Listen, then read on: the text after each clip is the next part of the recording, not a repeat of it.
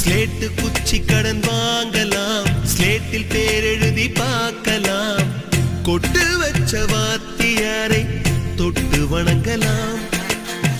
முட்டி போட்டு நின்ன இடத்தை முத்தம் கொடுக்கலாம். பள்ளிக்கூடத்தில் சொன்ன பாடத்தில் இந்த உலகத்தை நாம் அறிந்தோம். அன்னை மடியென நம்மை தாங்கிய இந்த பள்ளியை ஏன் மறந்தோம்?